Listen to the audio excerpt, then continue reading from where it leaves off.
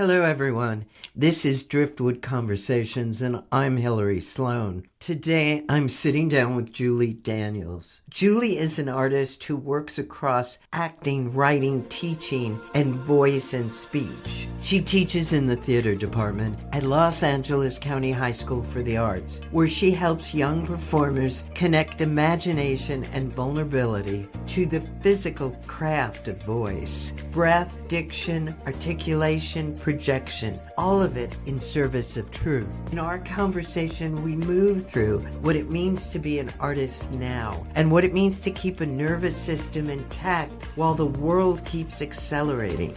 We talk about the responsibility of the artist and how story lives in the body. We talk about family dynamics and speech patterns and the way feelings want somewhere to go so they do not quietly run your life. Julie also shares the work she has been doing as a writer, including her screenplay about Biddy Mason, a woman whose story deserves to be wildly known. This is a conversation about courage, language, and the deep relief of talking with someone who is willing to stay curious. Okay, so hello. Hi.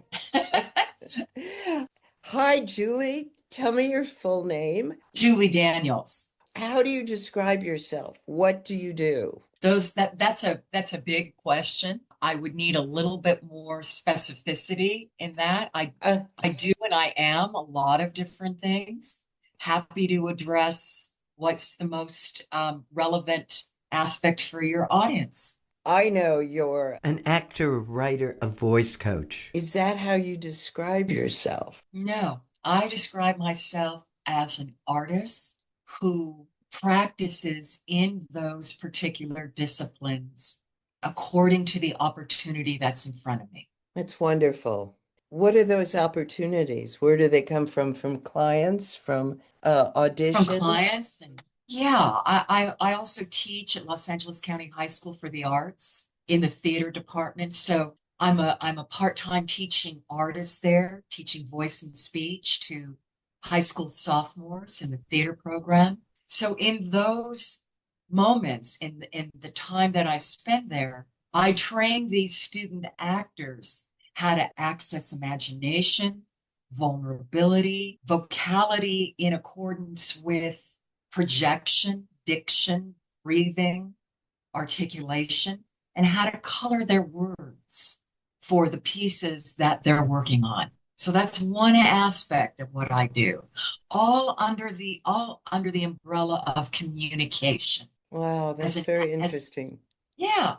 So as an actress, I also employ those modalities of speech and emotional connection, but it's in my own professional avenue. So I definitely want to go back to this a little bit later, but before we get there, Sure. where were you raised? Where did you grow up? Los Angeles. Okay. Yeah. Did you always feel that this would be your calling? As far back as I can remember, yes. So I'm looking at about age 7. Ah, and how did that show up for you then? Well, my mother, God bless her, was an actress and that was her first profession. And it looked expressive and glamorous and great fun. And I connected with that and found that I had aptitude for it, interest in it, passion for it. It was a way of expressing the inexpressible using character. What is your chosen outlet for that? Is it theater? Is it movies? For many, many years, it was theater, and it still is to a certain degree. And then at some point, I wouldn't say a different turn, I took maybe a left turn and began writing because I wanted to have more creative control over my artistic expression. And acting doesn't always offer that. Writing does. It's an equally challenging profession, but at least I'm the one that's creating it. Mm-hmm. As actors, we interpret material. As writers, we create material. To do both is very empowering. So, but I found that I'm very interested in history, particularly women's history. So I found that as I was writing about these these characters from history, it empowered me. It made me feel alive, and I could create drama around their lives that gave these particular women in history that I was interested in. It gave them voice. And then did you perform in these shows? Somewhat, yes. And then there are also, I moved from, at least for now, from playwriting into screenwriting. I went back to school and got an MFA, Master of Fine Arts, in playwriting. And then I came back to LA, funnily enough, and started screenwriting. Turned these pieces into screenplays. And one of them is an original screenplay, the one that got optioned recently, Healer's Walk, about Biddy Mason. I don't know the name. Tell me Biddy about her. Mason, Biddy Mason was a slave in the 1840s, and she walked, imagine this, walking 2,500 miles. She walked behind her master's wagon from the South, from Mississippi, to Los Angeles, walked it to win her freedom. She was a healer, she was a midwife, she made medicine from plants. She was an empowered being in the midst of her slavery. And when she got her freedom, she started buying and selling real estate in downtown LA and became one of the wealthiest women in Los Angeles history. That's wonderful. You must love characters like I that. do. I love them and I love doing the research. I love finding out about these people. I love listening because I'm also, as we talked about, a voice and speech teacher. I love dialogue, different voices. That's sort of my way in when I connect with the voice, with the vocality of each character. That's fun for me. I love that. Yes, it would be fun for me too, actually. Yeah. I used to do wardrobe and a lot of period wardrobe, and I would give each piece a character. And that made me realize I really wanted to write because what somebody wears is so much an expression of who they are. I agree. Yeah. Putting on the shoes and the clothes of that character. Oh, that's fun. It was fun. So how do you discover these characters? Where do you go for your resources, for your inspiration? Well, when I went back to school to get my degrees, first my whole education up to a certain point had to do with acting. I went to the Royal Academy of Dramatic Art in London. I studied here for many, many years in LA, theater. I moved up to Seattle. I did theater up there and voiceover work. And then at this certain point when I started to write, I went, I really need training in this area. I want to know more and how to really develop this craft of writing. So I went back to school. I finished my BA in creative writing, and I found Biddy Mason there. I was in a class where the instructor was talking about cultural icons of New York and LA. And she brought up Biddy Mason. I had never heard of her. I'm from LA. And so she was talking about her life and the heroic aspect of her life, taking this walk all the way across the country as a slave and what she did to sustain herself and the other people that she was traveling with. And then she said, wouldn't it be great if someone made a movie about her? And she looked at me. And I just felt that the gauntlet was thrown down and I picked it up. Now, I didn't start working on her right away because my master thesis was a stage play. And my Biddy Mason project was my first screenplay. Actually, is it my first? No. Um, yes, it was. So it was my first original screenplay. So that's how that came about. With the redemption of Mrs. Satan about the suffragist Victoria Woodhull, who was the first woman to run for president of the United States in 1872. Again, I found her in a history class, a feminist history class, when I first went back to school.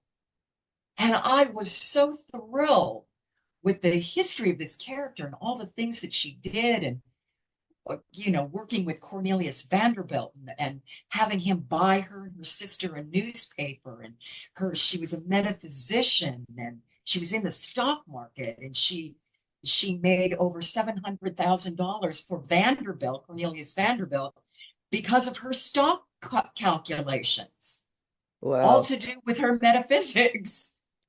You know, it was quite something. So these women are interesting to me, compelling for me. So hold on a second.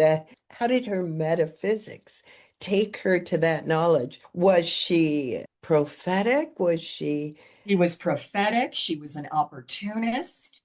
ah, She was a highly politicized woman of the time. We're talking 1870s New York.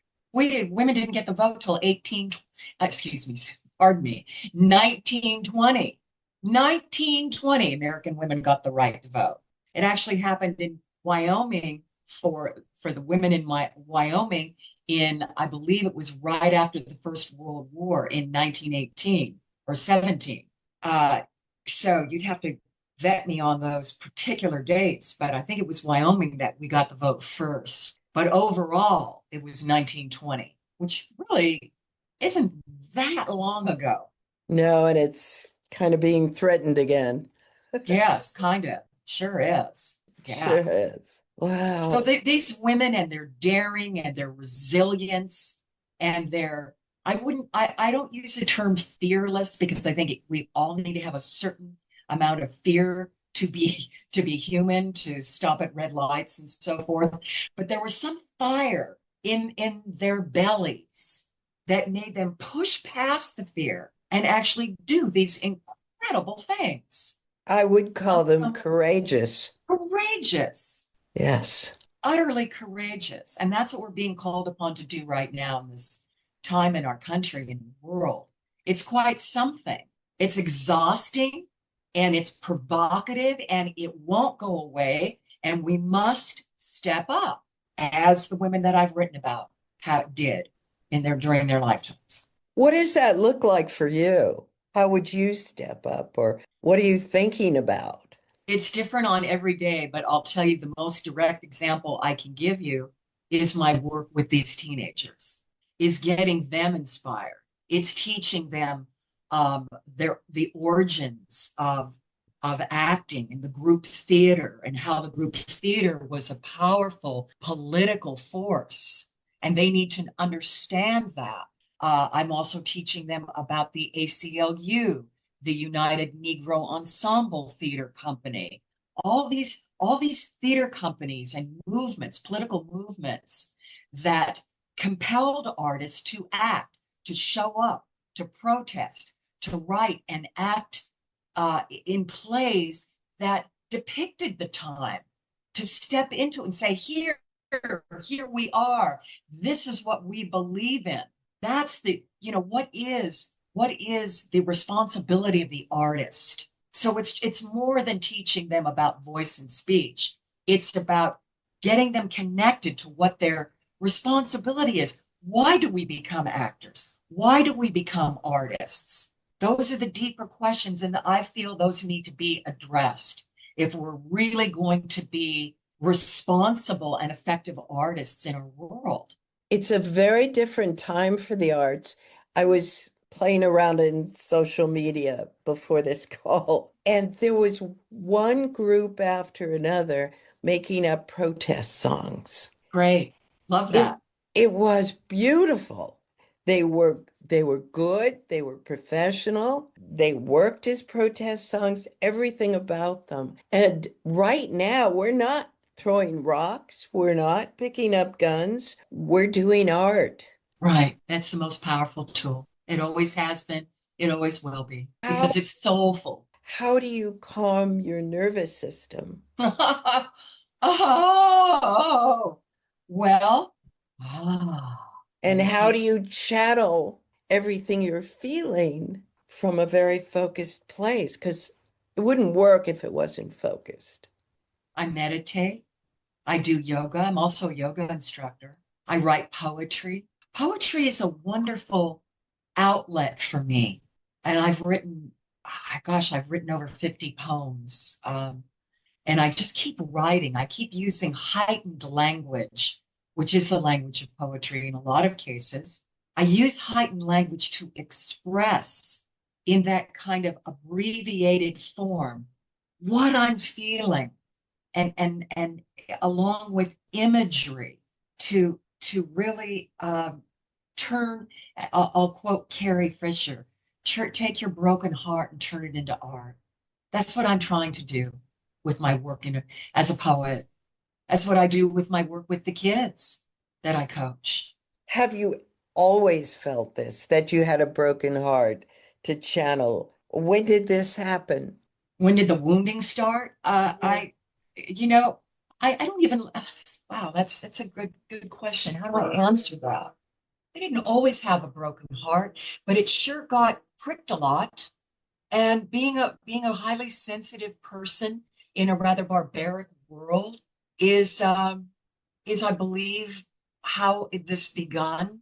And how does one protect oneself? How did I protect myself? And how did I continue to express, even though my heart, my sensibilities have for a lot of time felt under attack? I'm the whistleblower. That's sort of been my role. I'm the one that'll stand up and say, this is what's really happening. This is how, and I grew up in a home of artists and therapists who named feelings. And so I learned that language, which I have a strong psychic and imaginative sensibility, which can be very uncomfortable out in the world. And yet that's who I am. So I just proceed forward. Where is your safe spot? Meditation, swimming, yoga, nature. I love going to the desert. I love going to the desert. It's definitely a resource. Yeah, it's the quiet that's so intoxicating out there. Family, as a little kid, we always went to the desert for vacations. That's So I great. feel very at home out there. What about the other stories that you have written, the other plays? Because most of them are plays, right? I've written some memoir that got published.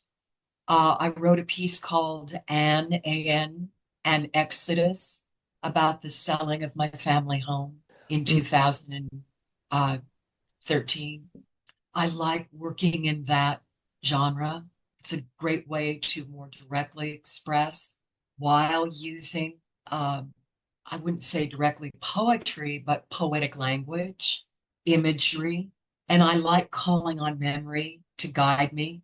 Hmm.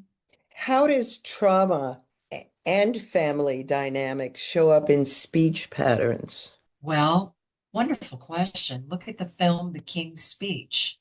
Right. And that's what I have my clients watch. Have them, I suggest that they watch that film before we start working together. So they really understand what speech is indicative of. Look at how that character, do you remember the film? If you look at that character and how he related or actually didn't relate very well at all with his father, what that did to his speech. Hmm. And then when he got a mentor, a teacher that really was interested in him as a human being, then he was able to see what happened, to understand in his body and in his spirit the effect it had, and then how to move forward. Yes, with those silly diction exercises and the tongue twisters and all of that. But those are just outer, those exercises are a manifestation of the outer work. The inner work is to truly understand in your body what happened and how it affected him. I just heard something. Um, it was kind of guidance given by a speaker, public speaker, and it was live the feelings and let go of the story. Huh.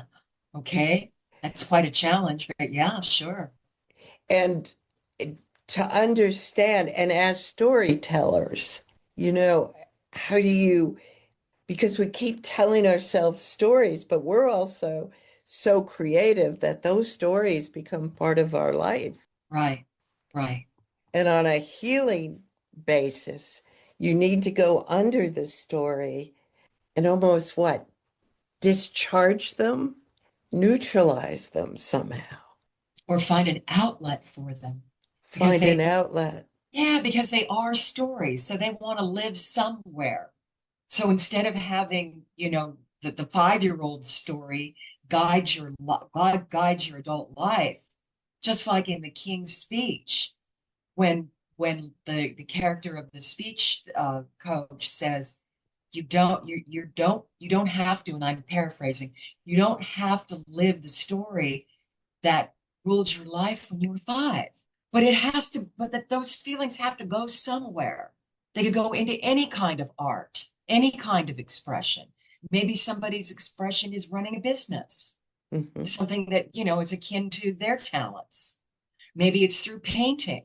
Maybe it's through photography. Everybody has their own talent. Maybe it's cooking. The stories want to live. You have to They find a do. place. Yeah, yeah. And so you have to find a place for them to have a full existence, just not ruling your life. So that takes soul work. That takes discipline. Do you teach that to your students also? That's a little deep for them at 15 and 16. It can't be as direct as I just said it to you now because they haven't reached that level of maturity. We were working on sonnets yesterday in class. Hmm. Sonnet 29, went in disgrace with fortune in men's eyes. I all alone beweep my outcast state. So we got to get in there. We got to get in there, feel how the lines, where do they live in your body? How do they affect your speech? That's what I want them to get to. The other part is a little too heady for them. Maybe when they're 25. Have you encountered a student that was just beyond their years? Oh yeah, that's great fun. That's great fun. Yeah. And what I have to do, sometimes, I'll see a student, I'll work with a student that really is supremely talented and seemingly, get that word, seemingly mature for their age. And I'll talk to them actor to actor, and they'll get it for a few minutes, and then boom, really bright, talented kids. And are they far beyond their years? And I would say momentarily, yes. I had one student, African American student, uh, was playing her grandmother. I said, how does your grandmother move? How does your grandmother speak? Let's connect it to text. And she started playing. It was wonderful. And here she was, a little, Cicely Tyson right in front of me. It was so thrilling. And then she caught herself acting. And and I just, want to tear my hair out. But she's a kid. So there Yeah. has to be patience and compassion with that. And, that's where my own teaching professionalism has to come in. So you've also created courses. I have. Tell me about them. Well, part of my master's thesis was I created a course called The Family Dynamic, The Shadow on Stage. And what that was I took two playwrights that I really admire, Paula Vogel and Edward Albee, from Edward Albee, Who's Afraid of Virginia Woolf. Paula Vogel, she won a Pulitzer for the play How I Learned to Drive. They both deal in family dynamics and they dramatize those relationships. And so I wrote a paper about contrasting their particular forms of writing, how they dealt with family drama in their writing. And then I created a course after my master's called Family Dynamics in Dramatic Literature, where I pulled several plays. How I Learned to Drive was one. The Goat, or Who Was Sylvia, from Albee. August Wilson, Fences, Tennessee Williams, The Glass Menagerie, various plays. Let's read these plays and look for the literary conventions that these writers employed to create drama, to create theater. Mm. Tell me more about literary conventions. What? Well, okay, here's an example of a literary convention. I know it's kind of a obtuse sort of way of speaking. Albee has his characters play act. If you look at Virginia Woolf, George and Martha are always acting with each other. They create snippets, they create little playlets, and then they stop and they go, "Oh, honey, I love you so much." And then they go back into their drama. That's a literary convention. So you can use that, or a playwright, emerging playwright could use that, or any playwright really, use that convention that way. An easier way of understanding what that term means. It's a way of expressing the drama using play acting. That's a literary convention between characters. So what would be the difference between plays written, say, 30s, 40s, 50s, and now? I mean, I'm thinking of Private Lives, Noel Coward.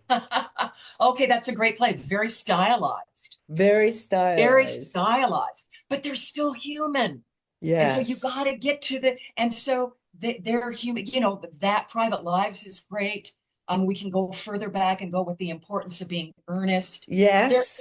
they're human. You got to get to the human, and then put the mannerisms on it. But it all comes out of their expression, of how they speak and talk and behave with each other in that particular world.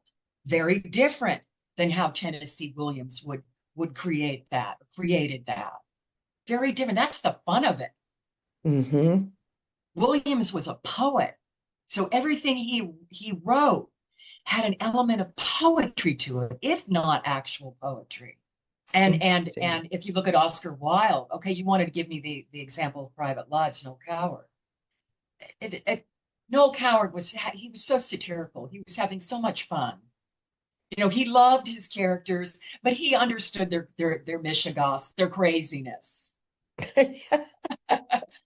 And he had so much fun having them be crazy with each other. But they don't think they're crazy. No. They're very sincere and very earnest and full of need and urgency on getting their needs met. It also makes me think of certain television shows. And Mm-hmm. this is funny over time. So The Honeymooners Oh and God. Jackie right Gleason was such a marvelous actor. I mean, if you see his other work, but yeah, sure. and All in the Family. Oh, groundbreaking stuff at the time. Right? And it really went deep into that craziness. Yes, They were human and they were lovable. yes, and extremely politicized. Yes. What are we doing now like that? You mean in terms of film, in terms Well, of film and theater. I'm a little theater? isolated out here, so I haven't Okay. seen anything in a while. Well, I would say that one of the most affecting films I've seen in a very long time is Hamnet. Oh, I didn't see it. So, Oh my God. I without sounding too verbose about it, I was on the floor with that film. My God, did it affect me. It captured me at the beginning and took me all the way through with such emotional impact. It was just devastating. So I'm not sure that answers your particular question when you say, what are we doing now? I would say that when a film impacts me as an audience, but others, I believe, that gets you on that visceral level, That's great art. It's great art. It just tore my guts out. And it had to do with I listened to the talk back with the director, Chloe Zhao, and the actors, and really got to understand their process. That director has a lot of depth and a lot of interest and understanding about how actors work. She's very available to that. She wants to have, she wants them, the actors, to have the best, most obviously the most effective experience in creating this piece of film. And so she's in service to what that takes. Now she has her own agenda, of course. She's the director. But it felt like when I listened to her speak, such a collaborative, such a grand artistic collaboration. It was just so affecting listening to her. Great art changes you. Yeah. Yeah, and that's when people say to me, "What do you want from a play?" When you go as an audience, what do you want from a play? What do you want from a film? I want my life to change in 2 hours, not including intermission. I mean, I want to be moved. I want to be triggered. I want to be provoked. I want to have somebody say, "Think about this differently." Not everybody wants that. And they don't have to. There's a Right. lot of films out there that don't do that. They make you feel good or Yeah, and you, I'm all for feeling good. I'm all for feeling good, but I also have to have my I'll tell you another film that really got me that was made in 2014 was Saving Mr. Banks, about the making of yes, Mary Poppins. Beautiful film. yes. Very, very poignant, very funny. It had both. It had both. It had all those elements. For me, I don't want mindless entertainment. I want to use my mind. And yes, I want to feel good. Yes, I want to be uplifted. But part of how I get to that place is through the engagement of my mind, of my spirit. Hmm. I don't think you could do less. I mean, there are people that don't, even in our conversation right now, you've gone so deep and so wide and so high. I mean, I don't know other words to describe it. I love these kind of conversations. That's why I'm doing this. Thank But you. you don't always get that. Very rarely. Yes, not enough. Well, people have to want to go there. People have to want to go that deep. They have to have, it starts with curiosity. And it starts with, gee, I'm curious about why I do. It's very simple. I'm really curious about why I behaved that way with that person, or I took that course, or maybe something silly, why I ate that, or, just curiosity, intellectual curiosity. Why? I'm always interested in the why, always interested. I know you're also interested in advancing yourself and healing modalities and Oh my meditation. God. And the Yeah. word curiosity has been coming up all around me lately in Mm. terms of that, that the way we change is not by beating ourselves up or anything but curiosity. Yeah. Starts there. It starts there. Gosh, I'm just curious why I like going out to the desert. Why do Yeah, I like that? Just simple. Doesn't have right. to be hugely deep. Simple. What is that? I ask myself. And the next step to that is, well, if I don't go, what do I get there that I can bring here so that you're always improving your life? If Where it's you are. Yeah. wherever you are. Hmm. Yeah. I like that too. And I think there's currents that are happening right now that this is coming up. People are looking at healing, at therapies, at movements, internal movements in a whole different way than I've ever heard before. Do you Well, feel that? yes, I do. And it's profound. It's it feels like an earthquake. Hmm.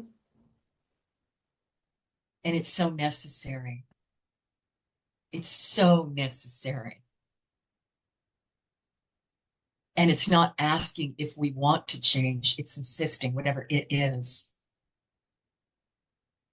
Sort of like the pandemic, you know. Boom. It was a pronouncement Right. from the earth. And that was so interesting because that was the most beautiful spring.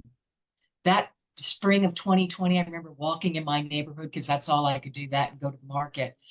Is just the blooms in 2020 were magnificent. The air in LA was so sweet and quiet. It was quiet. Wow. What part of LA are you in? I'm in the San Fernando Valley. I grew up there for part Yeah. of a little part of my life. That's right. It's an interesting place. Hmm. I mean, thinking about characters, Hmm. when we moved there, it was 1964, and there were people in the San Fernando Valley that wore gold lame pants, rollers, Victoria, no, it wasn't Victoria's Secrets, it was Frederick's of Hollywood. Fredericks of Hollywood. Yeah, The I remember. slippers with the fuzzy stuff. Right. I was that time. And it was, yeah, Yeah. it lasted a long time. I saw that costume exist for long periods. Hmm. Uh, yeah, there was, oh, the movie LA, was LA Story. Love that film. So much fun. And said was so full of humor and joy and love for LA. And it was crazy. It was so much fun. Love that. I do too. And they did Yeah. that. They took Yeah. these characters. I think it was the landlady in one of the apartments that, for me, depicted that. I don't remember her wardrobe, but that was the character. Do you remember And the the? earthquake in the restaurant while people were having their half calf decaf coffees. And Steve Martin's girlfriend who was hopping up and down. She was so much, oh God, it's so fun. Yeah. So you can be satirical uh with I mean, and juxtapose that with poignancy and just that's intelligent comedy. That's intelligent comedy. What are you working on now?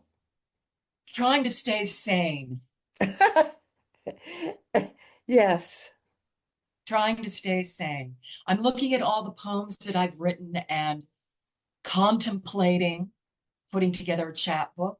You know are you familiar with that term? Yeah, No. it's a compilation. It's like a book, but a book of poetry. And so looking at the poems that I've written and organizing them, and my artistic brain hates to do that, organization. And so, but it's necessary if you want to evolve in your artistic practice, you have to get organized. So that's one of the things I'm doing. I have, as I said, I have the screenplay about Biddy Mason has been optioned. It's now making its way over to Focus Features to be looked at and reviewed. So I'm involved in that. I have a producer looking at the Redemption of Mrs. Satan screenplay about Victoria Woodhull. She's looking at that. And that just happened last week. Things change all the time. So if when we talk again and you say, well, what's going on? It all shifts and changes. What is your overall view of right now, the present? In terms of what? Well, we talked about it. We've been touching on it, how things are changing, how they're changing fast, how it's hitting the nervous system. but there's new language coming up. People are very creative. How do you see your world in this current framework? I don't know yet. I'm That just might be trying. good. I just don't know. So yeah, that's my gut answer. I don't know. I'm trying to calm my adrenals. I'm horrified at the violence. And I go from enraged to horrified to exhausted to feeling a bit better after I swim or meditate, and then going, okay, how do I get into action? I get into action by calling senators and telling them my disgust with the way they've voted, or I make a donation to help the citizens of Minnesota. That's part of my activism. When I get involved in an actual practice of activism, doing those things, calling senators, making donations, I feel better. I feel like I'm contributing something of value when I put a piece of art into the world, as in a poem, or send a screenplay to a particular producer that has an interest in my kind of work. I feel like I'm involved and moving forward. And sometimes just sitting still and asking the higher power within me, what where do I go? How do I function with all this discord? Sometimes the most comforting and effective answer is just be with it. Just be with it. Maybe there's nothing to do right now except just to be with what's happening. Hmm. We have a hard time. I know I do. As Americans, we have such a hard time with just being with ourselves. We had to during the pandemic. There was no other option. So hopefully we're a little bit more practiced in how to do that. Or maybe this is, all the things that have been happening are not so gentle reminders. I journal a lot about how I feel, where I'm at. But a lot of people are talking about the nervous system and calming it Yeah. down. I think for me, it's talking to my rabbits and the Oh, okay. roadrunners. That's one thing I know to do. Are they still getting under the hood of your car? Not right this moment, but who Okay. knows? The squirrels are back. They were gone for a while, Yeah, and now they're back, and they're the most destructive. I They, know. They nibble at my plants. It's really irritating. oh, That will really, they pulled the stuffing out of my pillows, my yeah, outside yeah. pillows. It just, yes, unacceptable behavior. I know, I try to tell them, but they don't listen. No, they don't. They're pretty stubborn creatures. Yeah.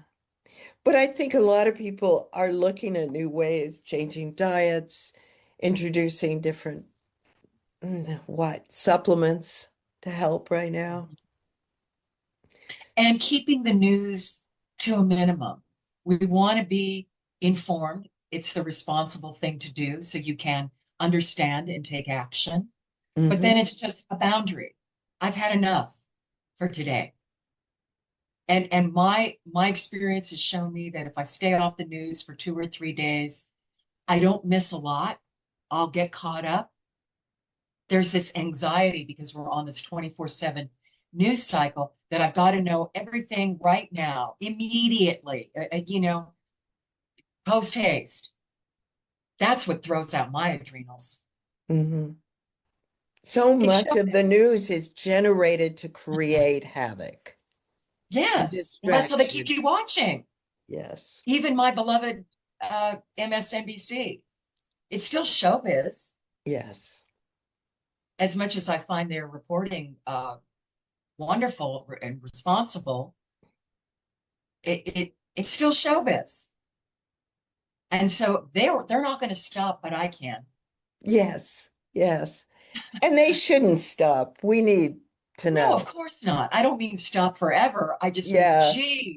geez, tell me something good. Tell me something to uplift my spirits and keep me going and keep me hopeful and keep me optimistic. I need that. Mm-hmm.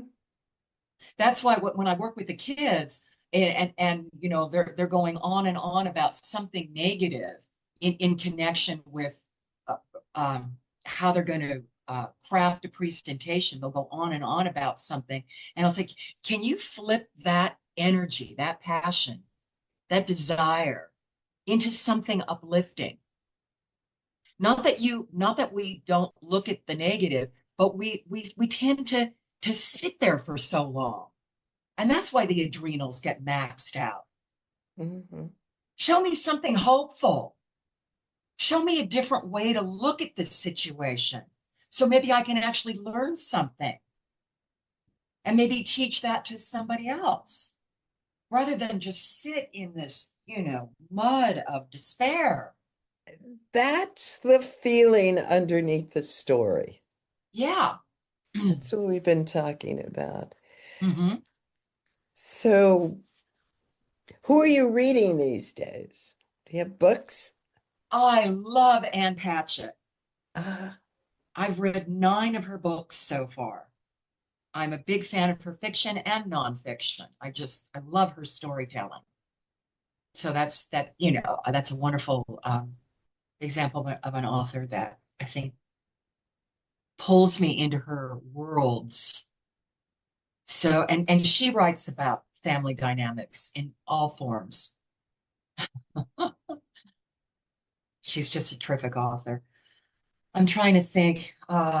I just re-upped my subscription to the New Yorker. I have this running game with the New Yorker, and they got me this time. It's I love the magazine.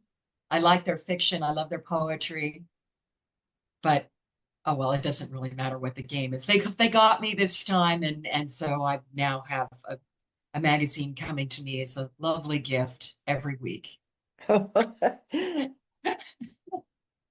I did that for a while. I was the New Yorker, the Atlantic, and Vanity Fair Too many until magazines, I can't handle it. it started to. I thought I'm going Yeah, to be buried here. Yes. yeah, Now I only get Sunday New York Times. yeah. But you get to see what all the theaters and what's playing, and that's I fun. get everything, the style Yeah, section, the food section, wonderful, love it. and their photography is just brilliant. Yeah, sure is. I was on a I've got to go to New York. There's 3 shows that I want to see that were, you know, closing within a week of each other in, you know, the middle of January. And then I looked at the weather. Oh, It was yeah, 22 degrees and I thought, can't handle it. Can't handle it. It was 84 today in LA. I know. I can't go to 22. That's a push. Yeah. Yeah. So, When you do, one last question I'm curious about. When you teach voice, mhm. what's the difference between dialogue and dialect? Well, dialogue is what we're doing right now. Okay. We're having a dialogue. Dialect is a particular way of speaking with a French dialect, with British dialect. It's indicative of where the person is from and how it informs their speech. You and I are having a dialogue right now. And I teach voice in all manner of areas. I teach dialects. I teach public speaking and presentation. I teach American English pronunciation for foreign-born speakers who have a difficulty in articulating speech because of where they're from. It means nothing in terms of intelligence. It has to do with the way you form words, where your tongue is placed. And so I assist in those areas as well. Hmm. Doesn't it also the way you hold your jaw and your structure from the head down? I've kind of thought, Yes, yes, and that also has to do with your family, where you're from, hmm. what you picked up, and what's actually in your DNA. It's fascinating. I used to It is. love walking New York because you've got the Bronx and Queens and New Jersey. Different dialect Yes. in every part of New York. We'll use New York as a good example. And some of it is so funny. Oh, yeah. And fast, Yes. just like the city. Yes. There was one spring day, I had been taking care of my uncle, and I walked out, and it was beautiful. And I'm walking down the street, and a young woman, I would say, I don't know if it was New Jersey or the Bronx, but it was a really strong accent. She's on the phone, and she said to her friend, "It's 70 degrees. What the fuck with the weather?"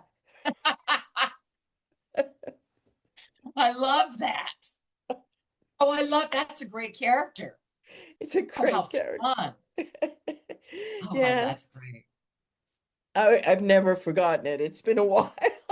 Yeah. Anyway, we've covered a lot of ground. Anything you Okay. want to wrap up as we wrap up? I don't think so. I think we've had a really interesting conversation about things that matter.